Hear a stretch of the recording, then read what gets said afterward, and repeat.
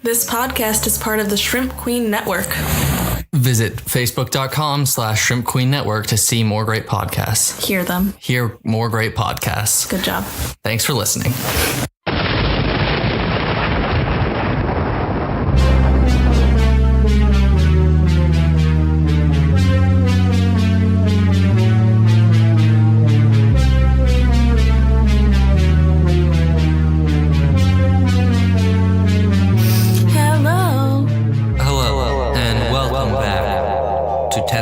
Shocktober month, the final episode, the final chapter. It's been a wild ride, guys. Wowza. I worked really hard this month, guys. So I really did. For that one list that I did. I have to write a list next week. Yeah, I'm feeling a little sick. I mean, my nose is like a little You stuffy. seem fine. Yeah, I mean, overall, I'm pretty fine. You haven't mentioned this at all. It's a little stuffy. And guys, my lying. stomach is a little upset because He prior just ate to more than half of a pizza. I ate and half a 6 slices Cinnabons. of pizza and like 5 cinnamon buns. 4 or 5. 4, honey. 4 or 5 I don't cinnamon know. buns. I just had one. And my muscles are a little achy. This is going to be me complaining about myself. My muscles and my arms ache because yeah, the gym. You know, I'm a big man. I'm a strong man now. Okay. Anyway, I'm a big healthy boy. Anyway, this has nothing to do with your list. I'm a supple or young lad. Halloween or October. Yeah, but I got to flex on him. No, you don't. You know, I had to do it to him. Anywho, tell us what you're talking about this week. This week, I'm doing my list on... Wait, your least? My list. Oh, I thought you were going to say like your least favorite Halloween movie. My list is on my top 10 personal favorite Halloween time movies. I think these are the best movies to watch around this time of year. They're not necessarily set at Halloween time, although if they are, that's a big bonus. They're spooky, though. They're spooky, but they're not just spooky. This isn't my top 10 horror movies. This is top 10 Halloween time movies. There's a big difference. Sorry. And so there's a kind of certain atmosphere that Yeah, because when I watch like Friday the 13th, I don't feel Halloween at all. So why would... Exactly. I would never think that so this they is have like a specific horror. kind of like... Horror and Halloween do not mean the same thing. Exactly. Although I think only 1 or 2 of these movies are like family friendly. The rest I'm pretty sure are rated R. 1 or 2? 1 or 2. Have I seen 1 all or of 2 these movies? I think you have. Guys, I'm going to be able to talk about stuff. Wow. Pull my chair in a little bit. So do we want to talk about our an iTunes review at the beginning or at the end? The end. Episode? Okay, because we got one. We got another. We got did? one. Yeah. I need to start. So we'll read it off at the end. Sorry, guys. I didn't check. Was it a person that we know? I don't know. They used a moniker, a username, a screen name. And we don't know that screen name? We may or may not. I think, okay. We may or may not know. He's winking at me very poorly. But we'll pretend that we don't. Yeah, so really my criteria for this list, Jess. Yeah, I am paying attention. Calm down. Is Halloween atmosphere created by the movie? Entertainment value entertainment value is probably the most important. Longevity of quality, like how much, if it's old, if it still holds up over time, because some old movies are just not good by today's standards in any way, shape, or form. Rewatchability, because you're going to be watching these movies every year. I love around this time of year. movies. Sociocultural impact and impact on like movies, but that's like not What about huge. the impact on you as a child? That's, I guess, entertainment value. As a boy, as a young lad, how did they impact you? And if applicable, scares, if they have any. Well, I don't think Halloween movies necessarily have to be like scary. They can also be like a fun time. So here are my honorable mentions. Which I have decided he's not allowed to go in depth for any reason on any of them because he takes up a lot of time. Okay, so these are just more suggestions. He's just going to name them. Yeah. Say nothing else. For this time of year, if none of these sound good, or none of the things on my main list sound good, give one of these a shot. Here we go.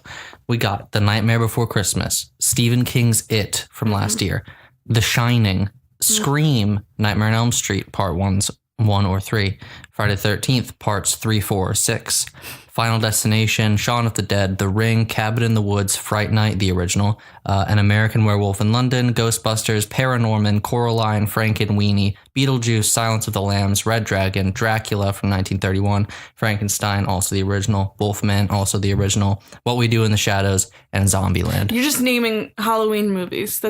You can't have all of those as honorable mentions. Good fucking lord, boy. What?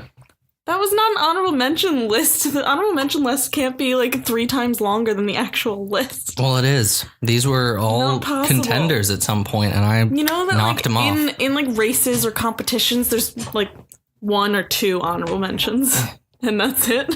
These are all honorable in my mind. The remake Fright Night too, because Anton Yelchin is. We're not allowed to go into it. We're not allowed to go into it, Jess. We're not allowed to go into this. Maybe because that list was about 30 movies. Okay, go ahead and start. I just had to zipper my pants. I forgot to zipper them up. You child. They don't come in. That sound doesn't come in on the recording. Number 10. Hotel Transylvania, released the first. Okay. September 8th, 2012. Directed by Jendi Tartakovsky. Starring Adam Sandler, Andy Samberg, Sandy Blamberg, Selena Gomez, and Adam Sandler's usual crew, like his Kevin James, David Tekken Spade. Memes. Yeah, Kevin James and who was David in the Spade. first one, but CeeLo then got Green, replaced because he wasn't with Keegan-Michael Key. Yeah, because he's a not guy. a good person. And Fran Drescher. So Mr. Sheffield and Steve Buscemi. How do we forget Steve Buscemi? So wonderful man. Hotel Transylvania. A quick summary for those of you who are not informed. I just have to move something that's on my foot. It's about Dracula, and he created this hotel in Transylvania after his wife was murdered by an angry mob of humans. He has their daughter with him, and her name is Mavis. And he's basically kept her in the hotel her whole life to protect her. And he's created this hotel as a safe haven for all monsters to live in and visit, so they don't have to worry about being attacked or demonized by the general public. But then a human stumbles upon it somehow, and he's played by Andy Samberg, and he and Mavis kind of fall in love. And like Adam Johnny, Sandler. right? Yeah, Adam Sandler as Dracula has to like juggle all these things. There isn't really like an antagonist in it. I mean, it kind of is like the chef at the hotel is Quasimodo. Yeah, but it's like that's pretty interesting for a children's movie to not have like a clear-cut antagonist. Think that it's humans, but turns out the humans don't really care about monsters when they eventually Spoilers. Get to it. Oh, boo-hoo. We always spoil things. Well, I didn't give any spoiler warning because I wasn't going to spoil it, because I'm not going to spoil any of these movies. Just that one. Because I suggest watching them. Well, you gotta tell. Okay. But I was purposefully not spoiling anything. You didn't let me know that. Yeah, but you gotta say spoiler warning. So why this is on the list. So this movie, I mean, just off the bat, it unites a lot of classic monsters in a creative fashion, which both modernizes them, but also pays homage to their past. So we've got Dracula, we've got Frankenstein's monster, Wolfman, the Mummy, the Invisible Man. They're just like random little Easter egg characters and other... I said werewolf. Oh, I didn't hear. Like just random, like in the background. Quasimodo, who I guess. There's some witches. There's some skeletons. There's a Bigfoot. Yeah, there's Blobby, who's the Blob from the movie The Blob, which was filmed in rural Pennsylvania. Thank you very much. Oh my god.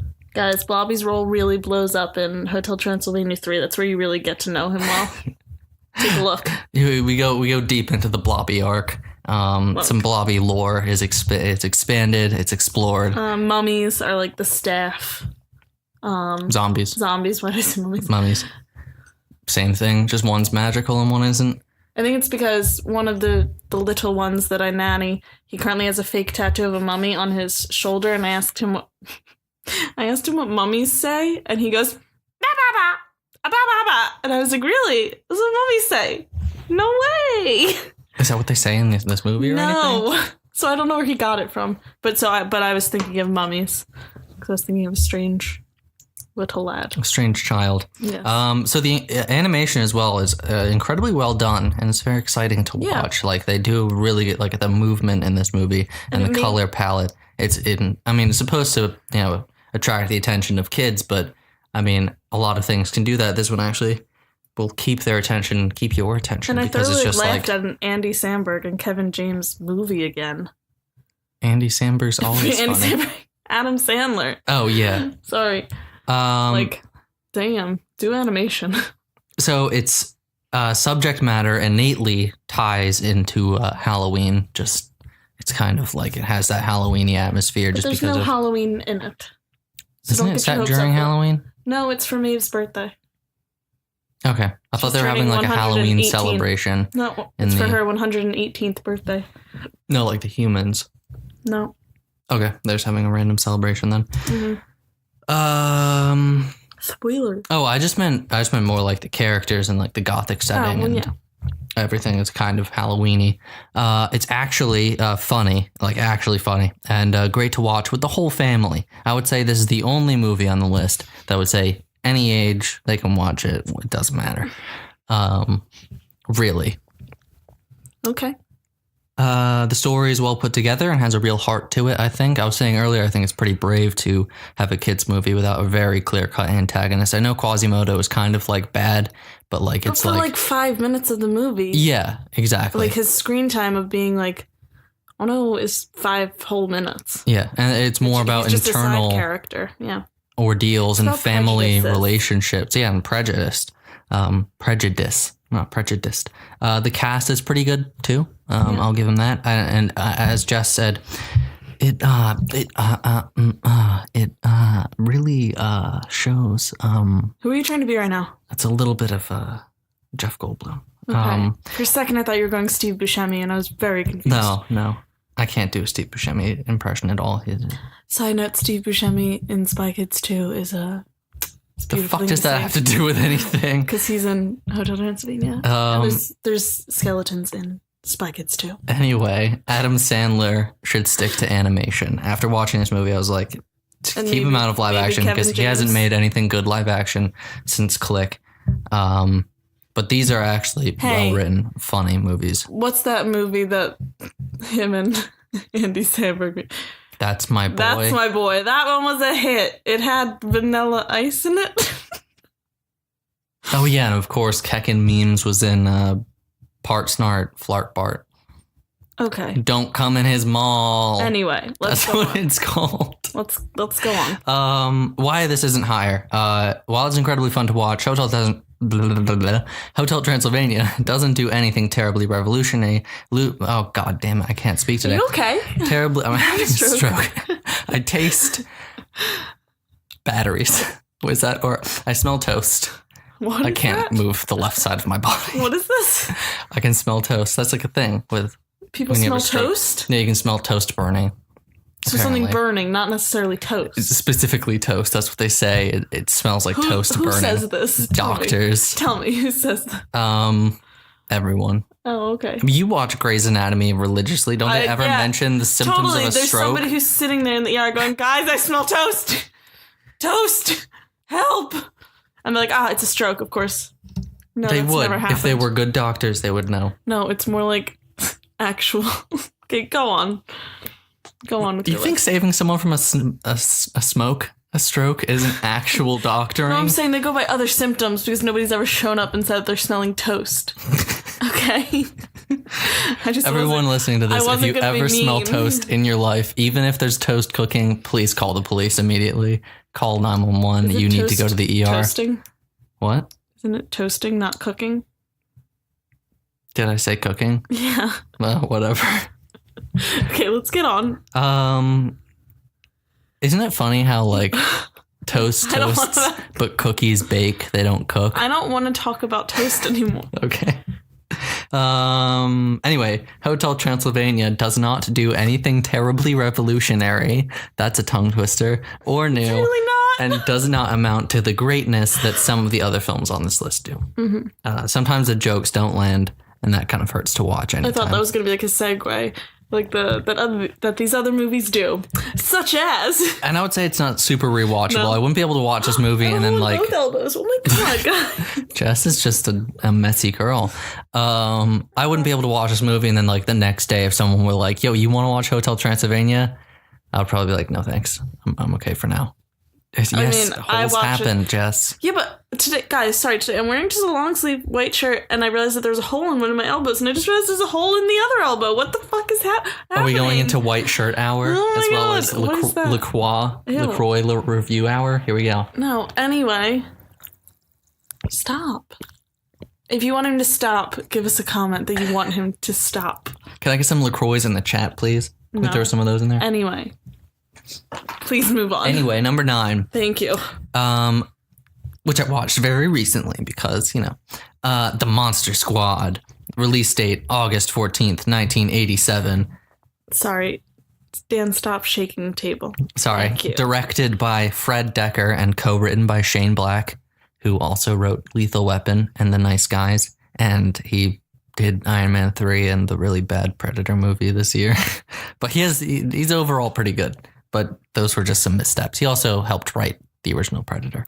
Wow. Anyway, this movie stars Andre Gower, Bobby Kiger, Duncan, oh god damn it, all these names are difficult. Duncan Regeher, So you typed them, but you didn't think to learn them? Stephen Macht, Stan Shaw, and Tom Noonan. So The Monster Squad is a movie from the 80s, obviously, that's about this group of friends who are like obsessed with monster movies and like researching monsters and like drawing them and creating them. What age are they? They're like Are they 12, tweens? 12 or Tweens. 13. They're in, I think they're like So it's a 7th tween. or 8th grade, something like that. Yeah. Well, I turned 13 in 7th grade. Yeah. So, or like 6th grade, because they mentioned someone in junior high.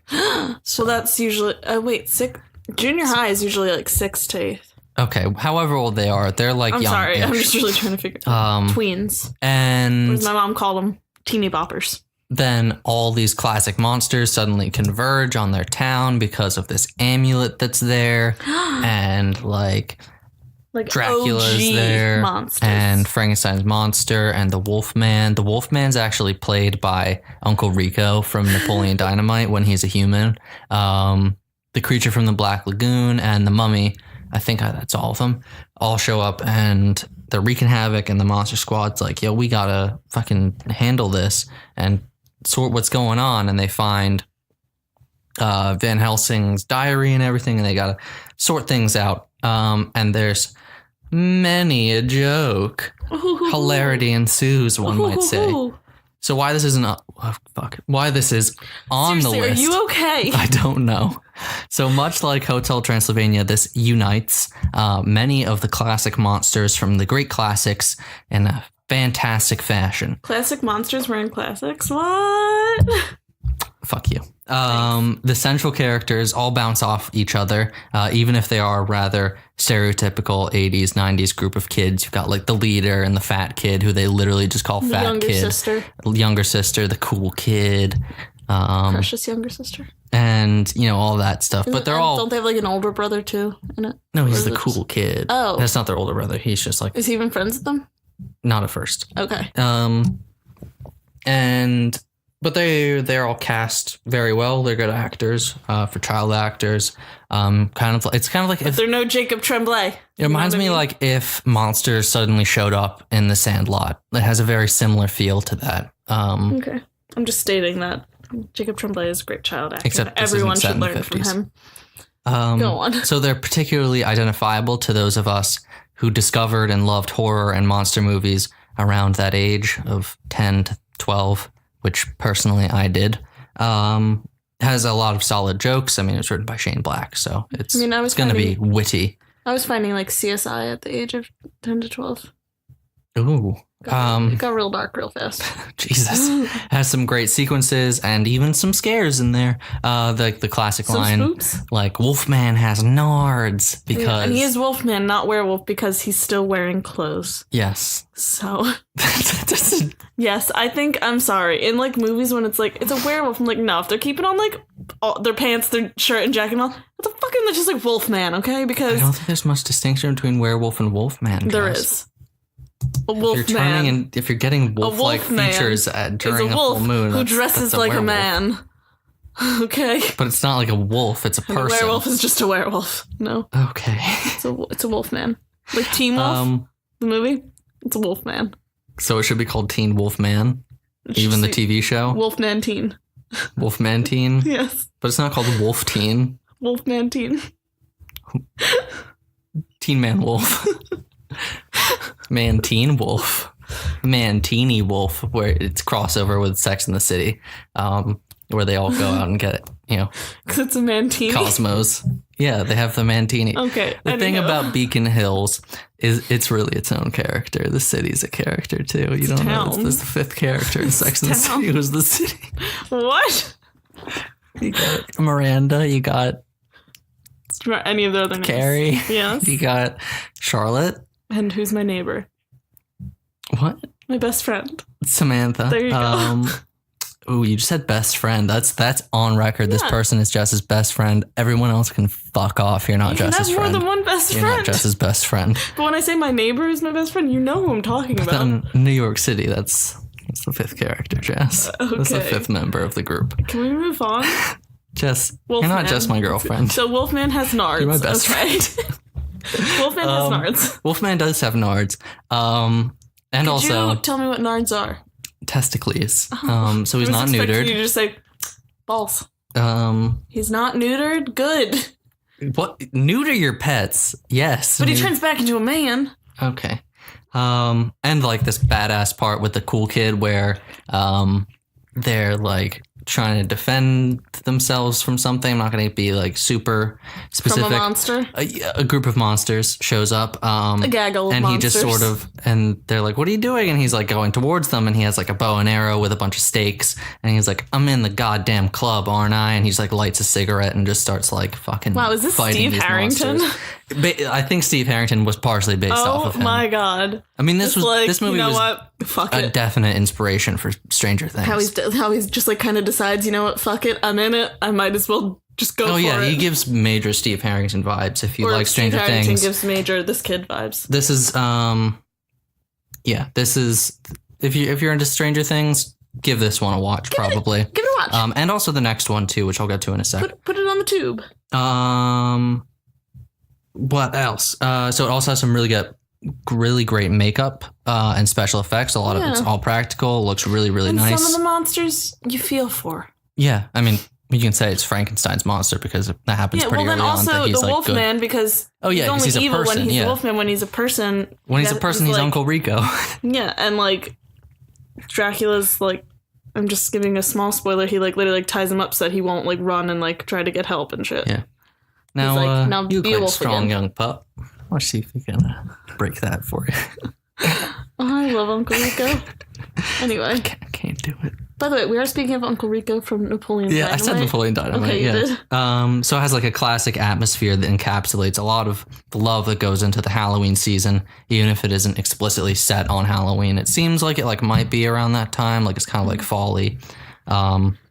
So why it isn't higher? So some of the comedy feels a tad bit dated, as do some of the dialogue, even if a majority of it is good. Saying that somebody is nards. That's funny. But who says that now? Me. Ultimately, it's pretty short, so that may leave you wanting some more. It's like 80 minutes long, and like 7 minutes of that is credits.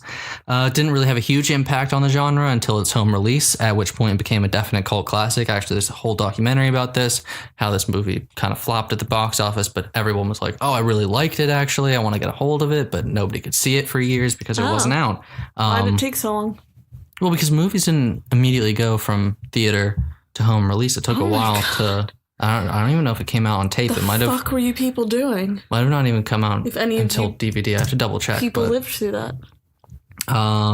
And it's somewhat forgettable, sadly, just because of that. Because it didn't. You just remember that you had a great time. Number 8, Ligma.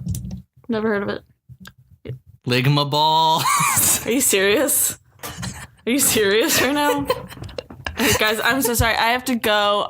It's been great doing this podcast with you guys, but I won't be back. Goodbye. Sorry.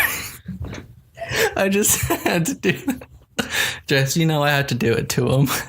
Number 8 is The Lost Boys, which was released around the same time as The Monster Squad. 2 weeks earlier, July 31st, 1987. It's directed by Joel Schumacher, starring Corey Feldman, Jamie Gertz, Corey Haim, Kiefer Sutherland, Jason Patrick, Diane Huist, Jameson Newlander, and Alex Winter. Jess, can you sit back up, please? I need your help. I told you I quit.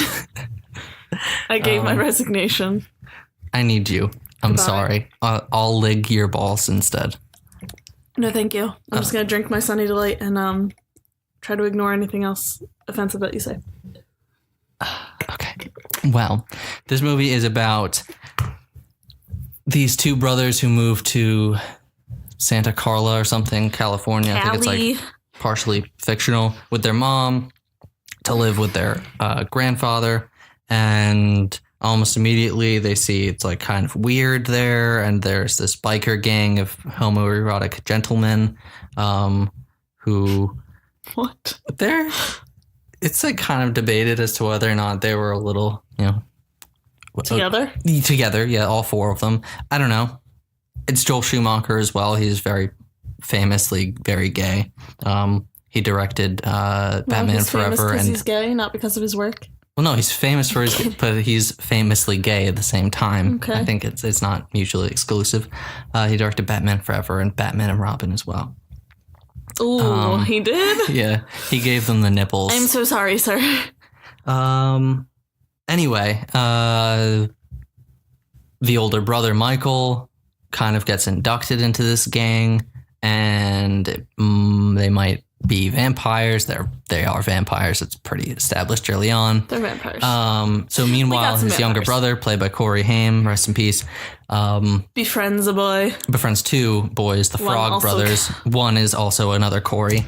And they're like obsessed with vampire comics and stuff, and they Corey, they know in what's the up. house. Corey. They're amateur vampire hunters, and they talk like this, even though they're like 12. So it's just a good time. It's a good movie. I actually have. There's some spiky blonde hair. Oh, the fashion is beautiful. Fabulous. I'd wear the clothes. I actually have a review right here from in a Facebook group I'm in for a podcasting network. I've been documenting every movie I've been watching every day so far in October, and I mentioned The Lost Boys as one. And someone named Mandy, who I got permission from to use her quote, said, basically sums it up pretty well. She says, "Oh man, yes, I love this movie so much. It has a greasy sax solo, both famous Coreys, Kiefer Sutherland in all leather, fucking awesome, practical vampire effects, and a fun time all around. What more do you need?" That basically sums it up. I have some more notes, but... I can't picture Kiefer. He's the blonde one. I know, but I can't picture his face. So I'm just gonna... For something, he's from 24. You keep speaking. So... Okay, so I felt obligated to put at what did you least... say? He's from 24. Plays Jack Bauer. It's 24. The show. Never From seen. a while ago. The doop, doop, I've never seen, honey. doop. There he is. So, anyway, That's him. I felt obligated to put at least one vampire movie on the list. He And was on Pompeii. this one is a fantastic entry into the entire family. Oh, sorry, he's in that show Designated Survivor. He's the president. Yeah, Okay. And Zoolander 2, he plays Kiefer Sutherland. beautiful. It's a fantastic entry into the vampire mythos. It has some relatable, well-written characters, along with the iconic Frog brothers and David the vampire. David is Doesn't Kiefer the gang Sutherland. have a girl that kind of helps to lure the brother in? Yeah, Star. Yeah? Okay. That's her name. But she's not a... She is a vampire, but she's not like a full vampire. She hasn't killed anybody She's yet. like a... Sorta. Sort of it. It's still pretty funny by today's standards, specifically Corey Haim. He's very, very funny in this like movie. The house getting attacked at one point. That's pretty much it. Yeah. He does a lot of screaming, what and the heck? there's this good scene where he discovers that Michael is a vampire, or proto-vampire, is not a full vampire yet. He's like the girl, and he's right? like, I can't believe it. My own brother, goddamn shit-sucking vampire. And then he goes into his room and he freaks out because Michael is flying outside his window trying to get in, and he calls their mom and he's like screaming on the phone. It's just a funny time. It's like, that's exactly what would happen if your sibling became a vampire. Like, you would still be an annoying be like, younger cool. sibling about it. And yeah. The makeup and practical effects are incredible. I think actually the same person who did the makeup for this did Buffy. Very similar the movie design. or Buffy the show? Both. Oh, okay. Very similar vampire design, like with the forehead coming down a little bit and then the fangs coming out. Slight demon face, because in Buffy, vampires are demons. Yeah. So it's got like that kind of look to it. There are also so many iconic elements of this movie, from the soundtrack, the cast, and many, many select scenes, such as the greasy sax solo, which was mentioned, who's just this guy just kind of shows up out of nowhere when they're on the boardwalk and just keeps cutting back and forth between this dude who's shirtless and greased up and playing saxophone and singing. Which Corey was in the Friday the 13th? Feldman. Thank you. Like after this movie, the title, like the "Cry Little Sister," like will just be stuck in your head the whole time. That's the song. Okay. Love is with your brother. And it's like a super yeah, it's like super chill, but it's also like really epic. Yeah, it's really good. It's really good, guys. The climax is satisfying and well executed. And again, it's an ode to the young kids who love horrific things to the point that they think it was that horrific prepare of a movie. For them. No. The characters in it, like the Frog Brothers and the little brother, like they're obsessed with vampires and stuff. So it's like the one friend they prepare for it. Yeah. Yeah. Ed. That's his name. Although in the original Fright Night, that's Charlie. He's the one who thinks that his neighbor's a vampire, and nobody believes him. So while this isn't higher, so while it's often referenced and even parodied, it actually hasn't had an amazing impact on vampire films, but it should. Did they parody it at all in Vampires Suck? I have no clue. I've never seen it before. Oh my god. It's so bad. I feel like it should have been more impactful. Like, I mean, I guess the kind of like sexy vampire didn't really start with this, but it definitely helped kind of define it. But that blonde hair. It should be. Those spikes. This should be considered more of like... Did Buffy the movie come out before or after this? I think after. Wasn't that like 1990? I don't remember. That came out. Was everyone's hair just kind of modeled after, what's his name? Billy Idol? Billy Idol, yeah. Yeah, a little bit. Yeah, he does kind of look like it wasn't evil that movie, Billy Idol. and then also Spike.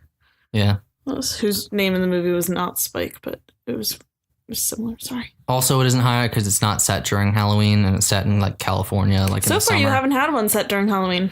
So its Halloween atmosphere levels are low. I didn't say that all of them were Halloween. I know you didn't say, but I was just waiting for at least one. And sometimes it's not that scary. Like the scares, like they're not like they don't. It's hold cheesy. Up. Yeah. Number 7, Sugma. No, I'm kidding. Dawn of the Dead, with an honorable mention to Night of the Living Dead. Both of them are. Which one's Dawn? Is that the mall That's one? the second one, yeah, the mall one. So release date, September 1st, 1978. Ty Burrell?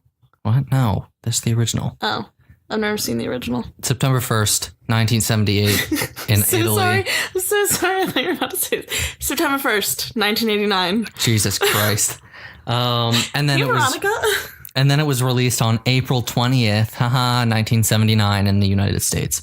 It was directed I've never seen the original. by the god George A. Romero, rest in peace. Oh my god, is it the same mall in both of them? No. Starring David Emge, Ken Foree, or probably David M, I imagine, Scott Reiniger, and Galen Ross. So in this movie, it's about 4 people the movie starts in Philadelphia. It's like the zombie apocalypse, and 2 of them are National Guard members, and 2 of them work for a local news station, and one of them is the pilot for the newscopter. And he's like, let's get the fuck out of here. So they all get in this helicopter, and they're just kind of flying through Pennsylvania, and eventually they see a mall that seems to be generally uninhabited. It has zombies, but no people. Hey, what place doesn't, you know? And so they decide to basically live there. They clear it out of zombies and everything. And they kind of try to start living, but then, you know, things happen. Chaos ensues. Chaos may or may not happen. It is a very good movie. It happens? Yeah, it's a horror movie. It's got to happen. It's a zombie movie. So why it's on the list? So again, I have to do at least one zombie movie. I have one vampire movie. I have one zombie movie. Okay. George Romero started the zombie genre with Night of the Living Dead, but two vampire really movies. perfected it with Dawn of the Dead, in my opinion. Its four central characters are fleshed out and well realized. Its impact on zombie fiction and horror movies in general is still felt to this day. Tom Savini's makeup work is amazing when you consider the time and what he was working with. In fact, the whole production was very impressive. It was a fully operating mall at the time, so they came in the second the mall closed, and they had to be out and have everything cleaned up by the time it opened in the morning. So they had to put up and break down sets. They had to clean up gallons of blood and all that stuff. We actually had a teacher in high school, who I won't name, but who worked at the mall during this time, and he said he didn't even. Subject? No. No. I just don't want to like. But for me, I mean, yeah, I won't say it out loud. Yeah, he may or may not have coached the bowling team. Oh, okay. So there's that. Okay. And he worked there at the time. And he didn't even know that this movie was happening until crazy. I was talking to him about it. And I was like, oh, yeah, they filmed it in the Monroeville Mall in Pennsylvania, which I visited, and it was fantastic to be there. But literally the day before they closed the Dawn of the Dead, like, gift shop, basically, that they had in there and have had in there forever. Were you okay? I was all right. Yeah. It has some genuinely fun parts. Yeah, but in this one, they don't have a zombie baby, do they? No. That's in the remake. People do things that you could see yourself, like, you know, having similar fun in an empty mall if you had a whole mall to yourself, like sliding down the escalators. I wouldn't do that. That seems scary. Like running through Sears and like just taking chilling things. In the fountain. Yeah. So it's tense and kind of always building towards the batshit ending. And the presence of the zombies is always felt. They're kind of just always there. Is it a similar ending to the remake?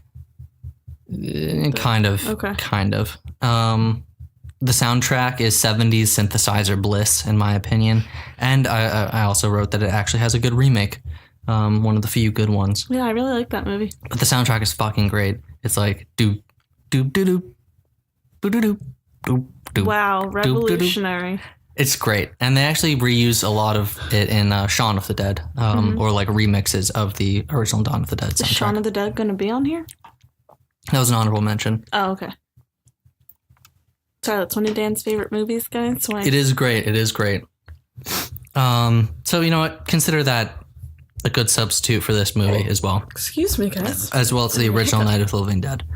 Dead. What's the remake? Why isn't higher? So like The Lost Boys and Monster Squad, while it has a somewhat Halloween-y atmosphere to it due to its subject matter and like the nostalgia you feel watching it for the time, it isn't really set during Halloween. It's also not terribly scary due to its age, even though many other aspects have aged well, such as the dialogue and acting and directing, still very watchable today. But, you know, it's like... It's the 70s. Nothing from the 70s is that scary. Even The Exorcist is not that scary. Never seen it. It's all right. Didn't she like throw up pea soup? Yeah. Yeah. Yeah. She like That's does what like. they like used. For I think the vomit. scariest part of that movie is the spider crawl down the stairs that she does like kind of early on, but then I don't know. It was. They do spider crawls and like everything creepy now. Yeah. True. Number 6. Let's get a little funny again. Aw, freak out. Young Frankenstein. Release date, December 15th, 1974. Directed by Mel Brooks, starring Gene Wilder, Peter Boyle, Marty Feldman, Cloris Leachman, Terry Garr, Kenneth Mars, Madeline Kahn, and me at one point. Dan starred in Young Frankenstein the Jess, musical. God, you don't have to bring in it high up. school. Jess, gosh, stop. He played Victor. Not Franken. Victor. Frederick. Yeah, Victor's the original. Frederick Frankenstein. Steen. So Young Frankenstein Shout is out Avery. Frau. Yeah. What up, bitch? Frau Blucher. So this movie is set, I guess, many years after the original Frankenstein. It's a parody of those movies, and it's about the grandson of Victor von Frankenstein, the one who created the monster in the first place. And he has... Shocking, that's such a common last name that they're related. Yeah, it's not like... I'm kidding. He is a doctor. He wants nothing to do with the Frankenstein family, so much so that he insists that his name is pronounced Frankenstein. He's a teacher, and then he's approached by someone who says he needs to settle his grandfather's estate back in Transylvania because his grandfather has died. So he reluctantly travels to Transylvania, meets Igor, his new personal assistant, and Inga, who Igor hired to help them create monsters, even though Frederick doesn't want to help. And Frau. Who is the housekeeper for the Who is house. a babe. For his grandfather's mansion, castle thing. And There's Elizabeth. eventually they just decide to create a monster, and it just goes he realizes crazy. that it just might work. Yeah, it's so funny. It is very funny. It's so funny. And there's like slapstick like comedy too. Yeah. And it's still like, it's not just like stupid like, oh, okay. It's like, it's funny. So why it's on the list? They're great. It's hands down. So as I say, like long running jokes too. One of the best comedy movies ever made. It's still extremely funny today. Like it has that eternal hilarity that very few movies have. I think similar movie on the same level is like anything by Monty Python, like The Holy Grail or Life of Brian. A movie. Okay, whatever. They're like What We Do in the Shadows. I can just laugh. They are eternally funny. I don't think they ever won't be. They're so relatable and very, very well put together and very well thought out. I mean, it was written by just a really good cast. Two of the best comedic minds of the 20th century, which Gene Wilder and Mel Brooks together is insane. It has some seriously iconic jokes and scenes like the Frau Blucher and horse neighing. The long running joke with Igor's hump, how it moves sides and then it's in the middle. The putting on the Ritz scene, the blind man scene. He was my boyfriend. Also the werewolves. What? They're wolves. What? Why are you talking like that? Their castle. Igor, I thought you wanted to talk this way. I don't. Very well then. And also who plays the monster in it? Peter Boyle, the dad from Everybody Loves Raymond. Yeah. Were you gonna say hates Raymond? Because everybody hates Chris. Everybody hates Raymond. It's just like, oh yeah, I could quote this movie forever because I know all the quotes because I had to learn them. And then when it was made into a musical, they really didn't change anything. There just happens to be songs. Yeah. But it's pretty much just some a movie scenes are on now stage, songs. and it's so funny. Yeah. So it's had a huge impact on comedies and parody movies going forward. It's a fantastic horror parody, simultaneously makes fun of the old Universal movies while acting as a love letter to them all. So its function on this list, the Knockers joke. is to act as kind of like a solid substitution to those old Universal movies, which I mentioned in the honorable mentions, which can sometimes be a little bit harder to watch, a little slow, just because they're so old and today's audiences aren't really used to that kind of pacing anymore and that form of storytelling. Pacing. Even though they're all really short. Sorry, like guys, the original Dracula old movies. is literally like an hour and 10 minutes long. And that's it. I get bored with old movies sometimes because the pacing is slow, but this movie I still have a great time watching. With an old movie, nowadays it'll just be like shot on someone answering the phone. Like they just pick up the phone immediately and they're talking to someone, they put it down. Old movie, the phone would be ringing. You'd see the person get up from their chair. It was an They would ordeal. walk over. They would answer. It was an They would ordeal. speak to the operator, and then they would talk to the person, and they put the phone back down, and then they go back. It's exactly. That's just how it is. It's sometimes how you talk about one thing for a really long time, and it's just like, okay. I know. So it builds an appropriately kind of creepy and Halloween-y atmosphere with its sets, costumes, direction, and the fact that it was shot in black and white when it didn't need to be. It was the 70s. Color was very much around. But when was it set? The 30s. Exactly. So yeah, so it kind of they're captures keeping that the feel. feeling. It's just such a good Halloween movie. So why doesn't it higher? It's actually been more impactful in the comedy area than the horror area. I was giving a little bit more weight to not horror for scary. these movies. It owes a lot to the great classics that came before it. So, you can't say it's wholly original in that sense. Oh, no. No. And it's not as Halloween-y as the rest of the choices, despite its It's iconic not Halloween-y status. at all. I think it is. think Even it though it's not is. set during Halloween, I would be like, this is an appropriate movie to put on Yeah, it's appropriate, for but like I'm a saying, Halloween but I'm party or saying something. you would never look at it and be like, that is a Halloween movie. Oh, no. ever. And these aren't Yes, you Halloween can watch it around movies. Halloween time, but I'm These are- saying yeah. it's not a These are- Halloween movie. These are Halloween time movies. Oh my god. Number 5. The Evil... Is one of your pluses that you were in it? Sure. Or no? Okay. And I can quote it for days because of that. And sing all the songs. Still. Well, guys, don't worry. We'll be releasing the DVD of No. our high school's performance shortly, okay? We have it. Dan grew out his hair very large for this. Yeah. I'm not even saying long. I'm saying large. to appear crazier. But he had to wear a fake mustache. Yeah, because my mustache wouldn't have shown up on stage at that point. Now it would because I Jesus I can Christ. grow. I can grow a mustache. Now it would. I'm a big man. I go to the gym. I work out. I eat Okay. protein Next, shakes. Jess. 5. Number 5 is The Evil Dead 2. Eat protein shakes. Yeah, you put them in You eat pancake them. mix. I eat them. You haven't done that at all. Yeah, but I have in the past. When? You just haven't seen me do it. I live with Do it you. when you're not looking. Okay. I scurry around the apartment with my protein pancakes. Every time most of the time, whenever Dan is cooking or making pancakes, he sets off the fire alarm. One time I wasn't here, there's 3 fire alarms. 4 actually. There's 4? There's 3. No, there's 4. Where's the... 1, 2, 3, 4. Oh, wow. Yeah. Anyway, but he set off 3 of them. Yeah, I did. So, at least we knew they work. But, my God. So, no, you haven't been making pancakes. Anyway, The Go Evil on. Dead 2 was released March 13th, 1987. Directed by Sam Raimi, starring Bruce Campbell, Sarah Berry, Dan Hicks, Cassie Wesley, Richard Dormier, that's French for sleep, How's it spelled? and Ted Raimi, Domeier.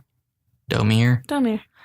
So The Evil Dead 2 is a semi-reboot of the original Evil Dead, which came out years prior. It is about a man named Ash and his girlfriend. And they go up to a cabin in the woods that is abandoned for the time being. What? He thinks the owners aren't there right I thought then. This is the second one. Yeah, it is. I said it's a semi-reboot Oh. of the first, yeah. Okay. And then he plays a cassette tape that he finds there, and it has The these ancient, Necronomicon, is yeah, that what it's called? Necronomicon phrases that release Kandarian demons out into the world. They possess his girlfriend, and he has to kill her. And And she got basically, recast in he the just second has one, to, survive the night, and survive the Evil Dead, as it were, as well. And also, the cabin owner's daughter is on her way to the cabin because they were supposed to meet there to go over the Necronomicon, which they recently found on an expedition. And she runs into Ash, and she has people with her, and there's a whole mistaken identity. The and- director, is he the one in the basement? no, that's his brother, Ted. Okay. So Sam Raimi directed, and Ted Raimi is in Okay, in the is cellar. Henrietta in the fruit cellar. Fruit cellar. And God, he's wearing this huge fat suit, and there are pictures and videos of him on set So just like draining sweating. the fat suit out of the leg, like they hold a cup up like a bucket, What, of, just like, at the sweat? end of the leg. Yeah, it's just coming out. It's like a Yeah. tap, and it's just like this gross, milky looking substance that they sweat, just pour honey. out. Yeah. Sweat. It is not pleasant. He went through a lot. So Sam Raimi also directed The Spider-Man trilogy as well. So Which trilogy? I'm kidding. There's only one trilogy. yeah, I guess. Tom Holland's been in has appeared as Spider-Man in 3 movies. Yeah, it hasn't been Spider-Man movies. So no, honey, no.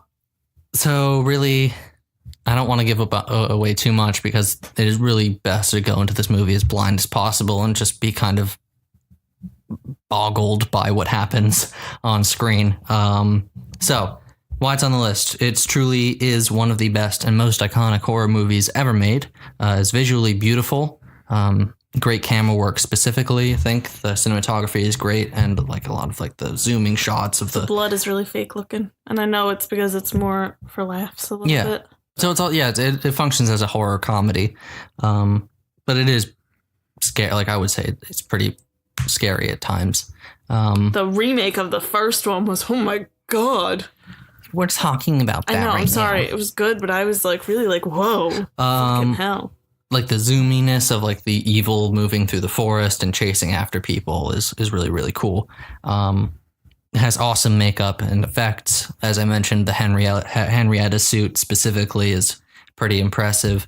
It created the icon of Ash Williams, even though he was in the first one. In the first one, he's kind of like meekish and like, ooh, just like a survivor. But in this one, he becomes like a fully fledged badass horror survivor with it.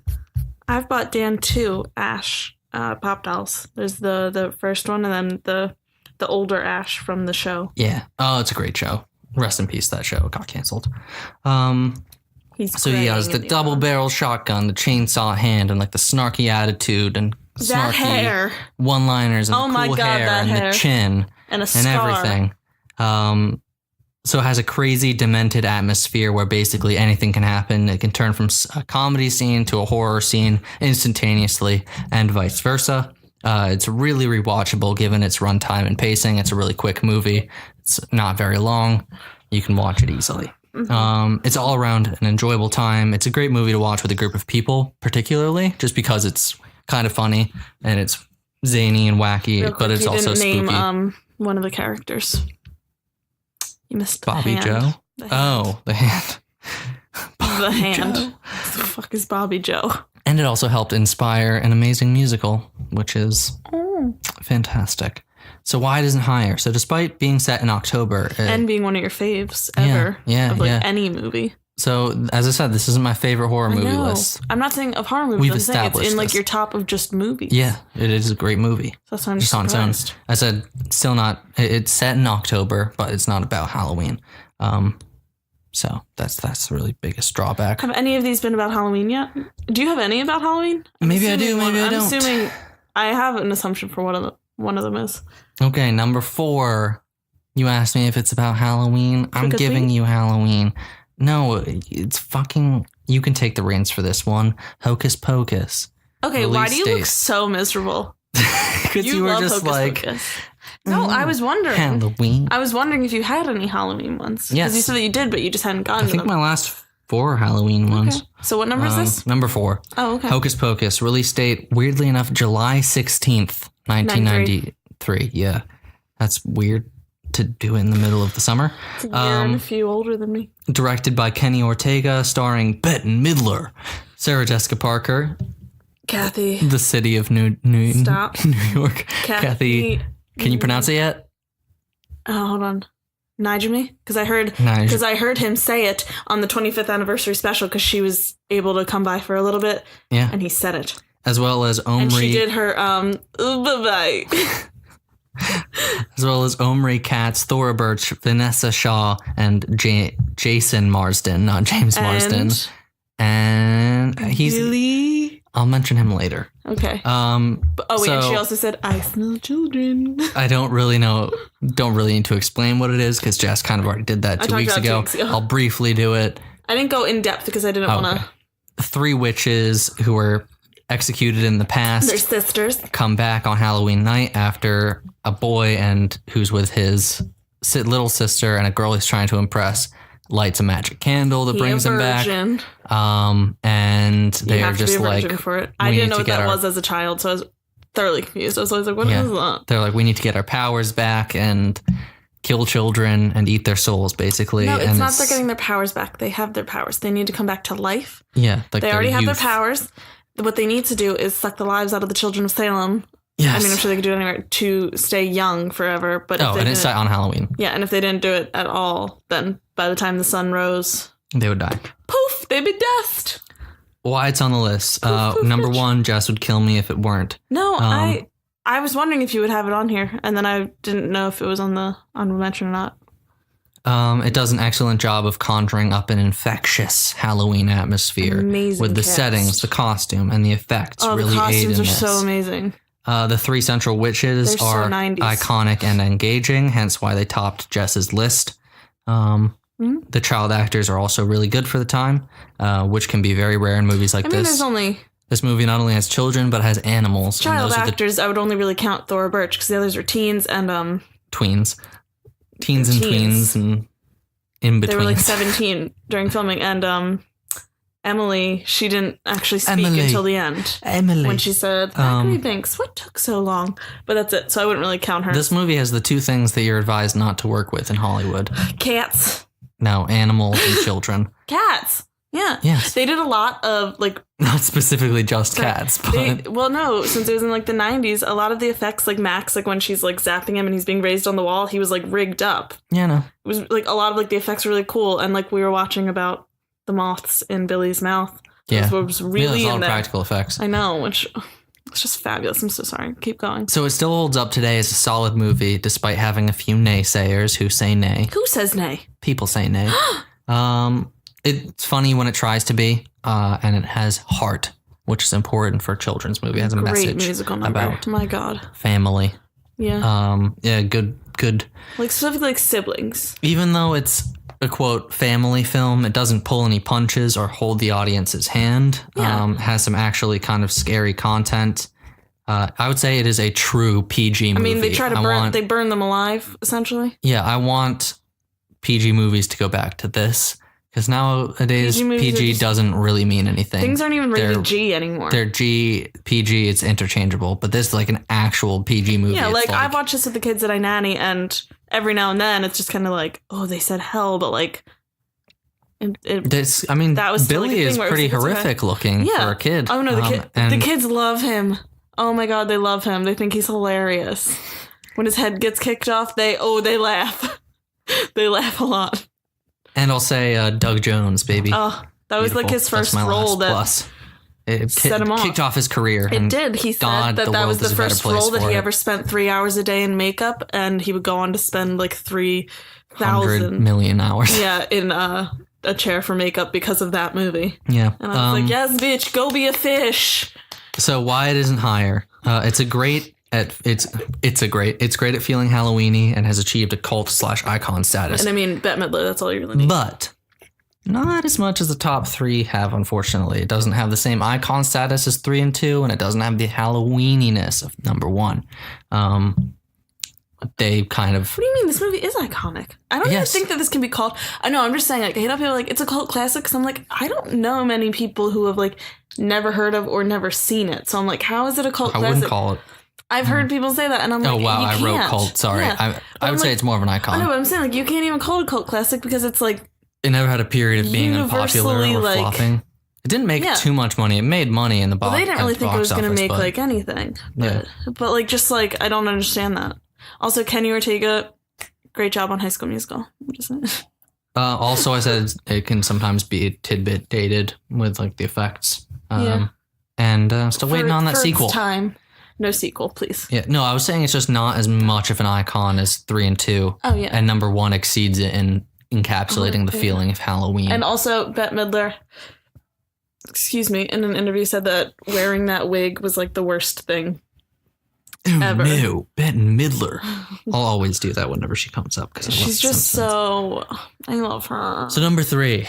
This one I would say is more iconic. More? Yeah. Is it a horror? It has horror in the title. Rocky Horror Picture Show. Yes.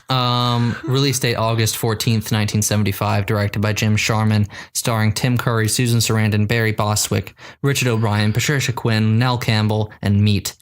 I wrote Meat, but I meant Meatloaf. I first saw this when I was 13 and babysitting my cousin. So it was strange. And then I asked my mom, I was like, I don't really understand what happened. I was going to put like the summary, but I really don't know how to summarize this movie. The summary is go watch it. Yeah. Just in general, this couple who just got engaged are going to visit a family friend to tell them that they got engaged. Their car breaks down, so they seek shelter at a nearby castle. But at the castle, there's this huge weird convention going on. There's aliens. And there's like aliens and someone creating a man like Frankenstein-y. And it's off the rails. It's a musical as well. Just watch it. And like the conclusion is also it's banana hair. Banana hair. That's what I have to say about the ending. Yeah. Susan Sarandon. I'll go into the pluses. Wowza. So this is like the definition of a cult classic. And it practically helped define that phrase. But it's a lot more popular today. So. It does, but at the time. Yeah. My mom said it was strange. Its fans were like. What year did it come out? 1975. Yeah. Its fans were just like crazy about it. There's like rituals to go along with any viewing in the theater. There's things being thrown. You don't really hear the actual movie itself. It is the longest running theatrical release of any film in history. It is still in its initial run from 1975. It's been in theaters for 4 decades because it just every Halloween time, it just comes back, and that's still considered part of it. There are some theaters who do it like monthly, some theaters who do it weekly. It's just a huge thing. So it draws on elements of classic horror movies to create an effectively spooky atmosphere as well. I would say the castle and its setting is gothic, and it can be like... Is this the only one that's an actual musical on the list? Yeah. Not made into a musical in the time, but it is a musical. Well, is Hocus Pocus considered a musical? It has one musical number now. Okay. They're actually putting a spell on. It's not like the people are like, oh my god, we just happen to be singing. It's like they're performing, and even like the kids are like, stop listening. It's a diegetic song. That's what. Sure, but it's a performance in it. It's not a musical. Yeah. It's a musical number. I would say this movie could be creepy to a younger person watching it. Like I said, I was 13 and watching it while my cousin was sleeping, and I was like, what the fuck is happening right now? I was so confused. The songs are still great. They all slap pretty hard. The performances are spectacular, in particular Tim Curry. I mean, you can't get any better than him in this movie. It's got kooky and iconic characters. Meet Loaf. Mr. Meat. Mr. Loaf. Please call me Mr. Loaf. No, please call me Meat. So why this isn't higher? Mr. Loaf, please. Meat. So while influential and aptly Halloweeny, the top 2 choices are just a little bit more applicable for this time of year. Still, I would consider this a must watch for Halloween, especially if you're having a Halloween party. Put this on in the background. People go nuts. Okay. For the time warp specifically. Okay. Yeah, we did watch it last Halloween. We watched the original, and then we watched the TV. No, that was 2 years ago. 2016 that came out. Oh my god. It was a pre-Trump era that came out. But it was mostly because we just wanted to see Ryan McCartan. Yeah. And as someone at the party stated, something about his pouty lips. Number 2. And this may shock some. That is number 2. I took a tweet. It's Halloween. Halloween. And I'll also say Halloween 2 and Halloween 2018. Do you want to do a quick non-spoiler review of the new Halloween 2018? I think it's really good. I got this. Was good. Judy Greer tricked me. Okay. I got tricked. It was very good. I think it drew on a lot of the great elements of the original. Shitty boyfriend. Shoulda. Coulda, woulda. Okay. Those are a little... You're getting into spoiler territory. Shoulda, coulda, woulda. I think it drew on a lot of the elements that made the original great. Some people are saying that it's not that good, but I think that they just expected like more of like faster pacing and like gorier deaths when that's not really what the series is about. But the original one wasn't even about. Yeah, exactly. Movie. And you know me, I don't like slow pace, but Halloween, like a slasher movie, Halloween is my favorite. Yeah. I like Michael Myers better than I like Jason and Is that Freddy. just because of... No, it's just because I think looks-wise, he creeped me out the least when I was little, so I was able to watch it a lot more easily. Yeah, I guess. I didn't like the hockey mask. I don't know why. Release date October 25th, 1978. Directed by John Carpenter, starring Donald Pleasance, Jamie Lee Curtis, PJ Souls, Nick Castle, and Nancy Loomis. Now, was this one about Halloween? Yes. Wait, Loomis, is that why Billy Loomis's character is named that in Scream? No, he's named after the character Sam Loomis. Oh, okay. Okay. But he was named after. Okay. Yeah, definitely. I never. So, a quick plot summary. 20, I don't know how many years beforehand, actually it's years 17 or 18 beforehand. years before the movie is set.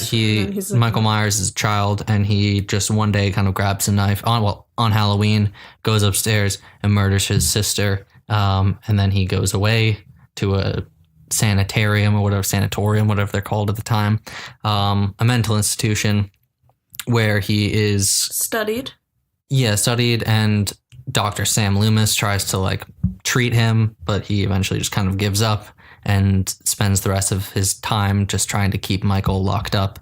But then he's like, this little shit is never gonna be okay. Many years later, on Halloween night, he breaks out and comes back to his hometown and just starts killing again. He just continues where he left off, and just walks aimlessly, and whoever he finds, he just kind of kills. Laurie Strode is played by Jamie Lee Curtis. Yes. She's a babysitter, and she happens to be one of those people who Michael comes across, and she has to survive it. Sets his sights on. So why it's on the list, it's literally called Halloween. It contributed majorly to the creation of the slasher genre. Oh, is the reason why you can get scared if you're babysitting sometimes? Yeah. Hooey. I mean, it's just if you're ever oh shit, what was that? I have on here a suspenseful, eerie atmosphere that will make you say eek. Wow. Yeah. I don't know anybody who's ever actually been eek. The atmosphere that it creates is just so suspenseful and so good, and the music really contributes to that, but also just the sound design with the breathing and the mask. Can you do the music? What? But then you also have the chase music, which is the doom, doo-doom. Which one is that? Doom. The doom. Doo-doom. That's what's that Friday one? the 13th. Thank you. I couldn't think of which one that one was. Yeah. That one is very it sticks in your head as horror. But that's also not the Friday the 13th theme that just happens. The real Friday the 13th theme is dun dun dun dun dun dun dun dun. It's a song that you can bop to. And then you got Nightmare on Elm Street. It's ding ding ding ding. Is that the synth one? Ding ding ding. No, it's piano. Actually, John Carpenter did the music for this movie. Bless me. I wrote as my note, real talk, the music is fucking amazing. And sound design is also nothing to be laughed at. They all contribute to this great atmosphere created. If you just on Halloween night, tonight, when this is released, just put on the music. Oh my god, tomorrow's Halloween. Yeah. Today is Halloween, Jess. What are you talking about? We record this and then release it immediately. Just put the music on. Put the Michael Myers breathing on, and just kind of look out your window. If you live in a suburb or whatever, and it's just that's pretty fucking scary. This movie was one of the first that really set one of these in a suburb instead of people going to a place where they shouldn't be. It's just people trying to live their lives, and he comes to them. The middle or a camp or anything. Yeah, what really, really makes them scary.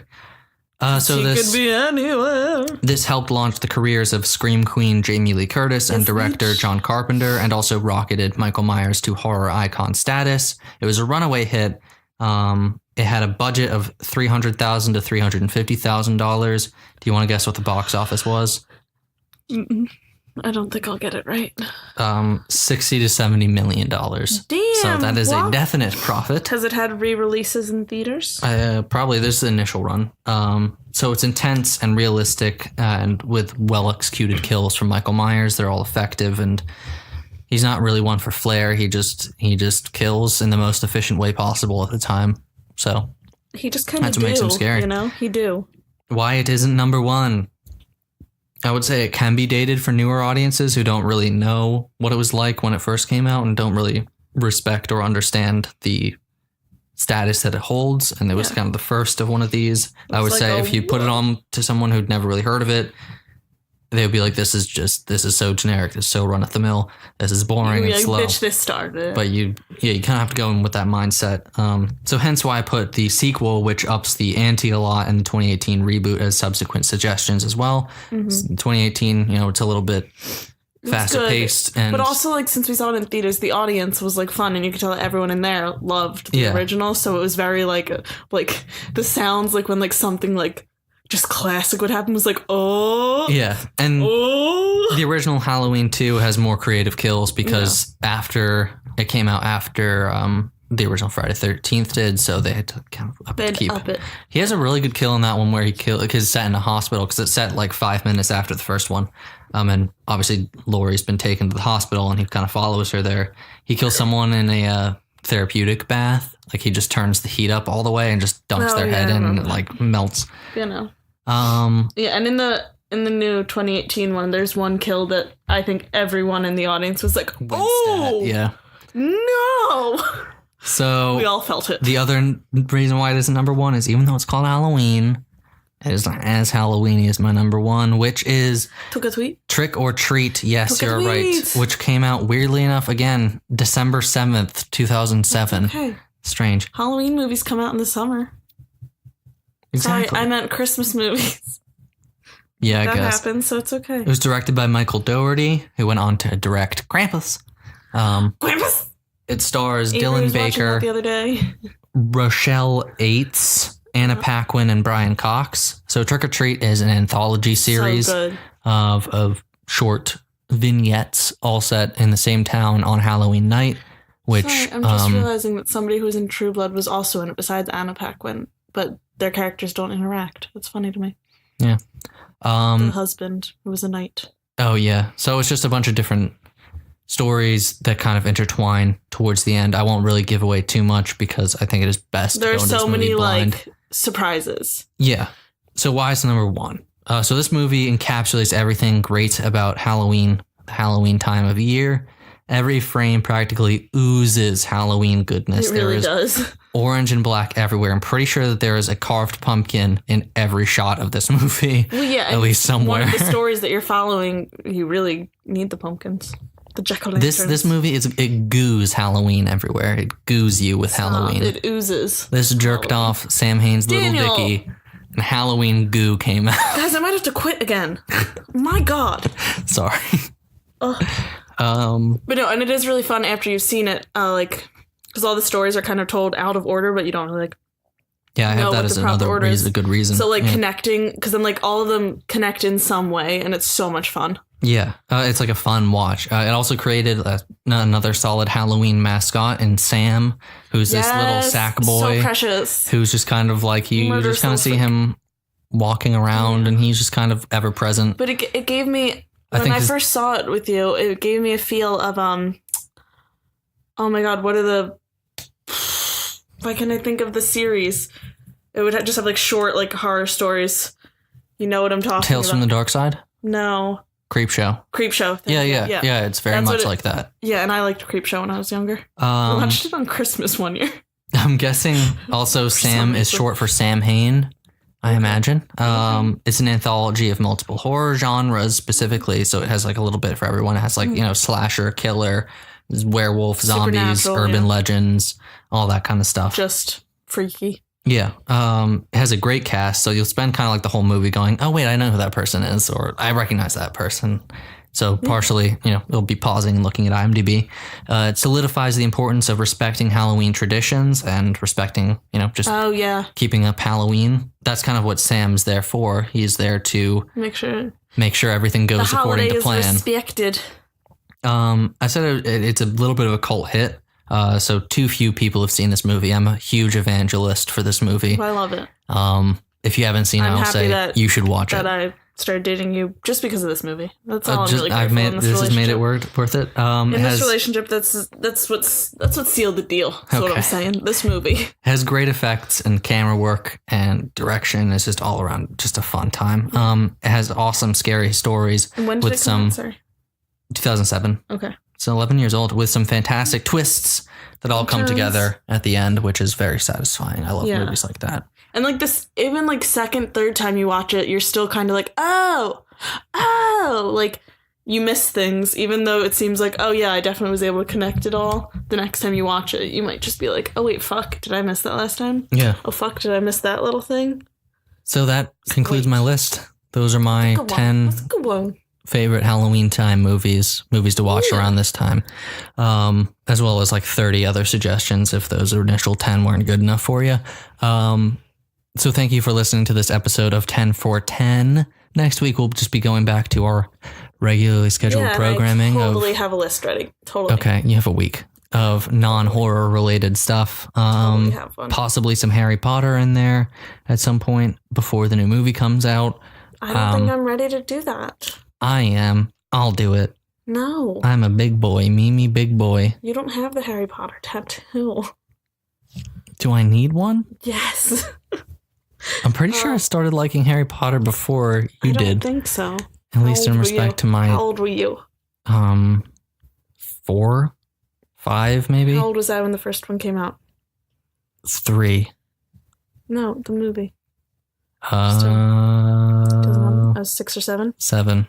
What month?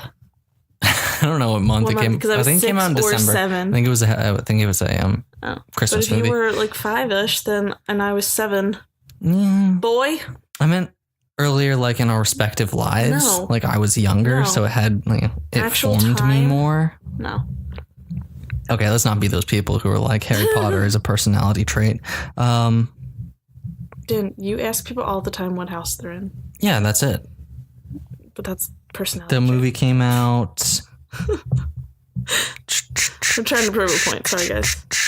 It would be at the top. November 16th, 2001. It was post 9/11. So I just turned The country 7. needed this at this point. I just turned 7, guys. Yeah. So. Little winky. Stop that. Anyway, thank you for listening to this episode. Thank you for listening to Shocktober. If you've been here for every episode so far, it's been great to be back. Thank you for your iTunes comment, Avery. Oh, yeah. Do we want to read it? No. Should we read the comments? People can go read it when they go. Okay. Well, we want to thank Gavery, who gave us a review. That's what it says. That's what the screen name is. You're a baller too. That's all. Please, if you liked this, give us a good iTunes review. Even if you just give us a star rating, that helps. But if you write something that's even better, We do have 5-star ratings. Ooh, baby. 2 of those might. Don't say that. iTunes will get us. Apple will assassinate us. Thank you so much for listening. I'm gonna go put some icy hot on my back, and just keep on keeping on. Yeah. Follow us on Twitter at 10for10pod on there. Email us at 10for10pod@gmail.com. Like us on Facebook. We are just 10for10 on there. What else? Oh, so subscribe or follow us on Spotify to make sure you get every new episode. You follow and it will be added to your library. Yeah. Or same on Podbean, and I'm not sure how it works in iTunes because I don't use iTunes. But sorry, I was thinking iTunes that one. Oh, well, yeah, same for Spotify then, because you can follow on Spotify. Yeah. We are on Spotify, Podbean, and iTunes. Tell your friends, tell your enemies, tell your mom, tell your dad, tell your siblings, tell your children. Cousins, those are cousins. If you have any. If you think they'd be into any of the stuff that we're covering, it always helps. I mean, we can advertise, we can do whatever, we can post on social media, but really the best thing is you listening to this right now. All right, and your efforts. So much. Thank you so much for listening to this. Thank you for listening to Shocktober. It's been fantastic. I've had a lot of fun with it. Even the weird serial killer episode, I guess I had fun with that one, even though it traumatized me. Get ready for next month. You'll hear me talking about turkeys and shit. Bye. Yep. It's Gobble Vember. Gobble Vember. Yeah. Thank you so much. Have a good day. Have a happy Halloween. And comment what your costumes are. Goodbye. Yeah. Bye. Boo. Did that get you? No. Spooky.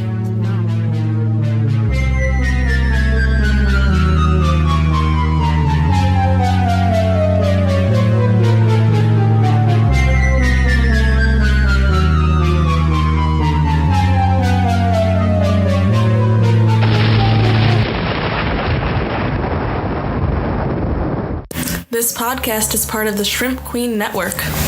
Visit facebook.com/Shrimp Queen Network to see more great podcasts. Hear them. Hear more great podcasts. Good job. Thanks for listening.